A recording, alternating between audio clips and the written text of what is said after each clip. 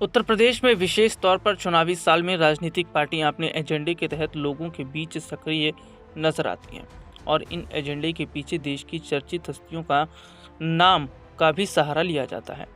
उत्तर प्रदेश में अगले साल चुनाव हैं। इससे पहले काशीराम को लेकर भी खूब चर्चाएं हैं और सवाल इस बात का कि क्या काशीराम की विचारधारा किसी एक राजनीतिक दल तक ही सीमित है और इसलिए चुनावी साल में उनकी विचारधारा पर कब्जे की कोशिश की जाएगी।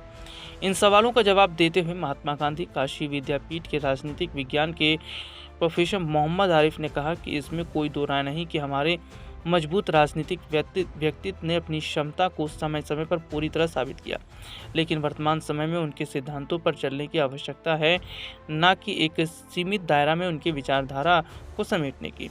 उन्होंने कहा कि कोई भी राजनीतिक दल हो, सभी ने इसका लाभ लेने का प्रयास किया, चाहे नाम पंडित दीनदयाल उपाध्याय का हो या बाबा साहब अंबेडकर अथवा काशीराम का हो। एक निर्धारित वर्ग तक ही वह सीमित रहे, ऐसा कहना उनके उच्च राजनीतिक व्यक्तित्व का भी अपमान है।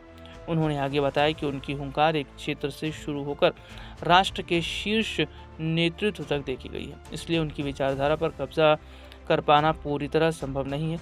उत्तर प्रदेश की राजनीति में अब चुनावी मुद्दे साल दर साल बदलते देखे गए हैं और इसलिए आने वाले चुनावी दौर में यह विषय ज़्यादा प्रभावी नहीं होंगे। उत्तर प्रदेश चुनाव नज़दीक आते ही राजनीतिक दलों की सक्रियता इस बात को लेकर खास तौर पर तेज हो जाती है। Congress party, Bahujan Samaj party, Samajwadi party और भारतीय जनता पार्टी ने अभी से ही उत्तर प्रदेश विधानसभा चुनाव को लेकर तैयारी शुरू कर दी है। ऐसे में अब देखना होगा कि उत्तर प्रदेश की जनता इन राजनीतिक दलों के दावों पर कितना भरोसा करती है।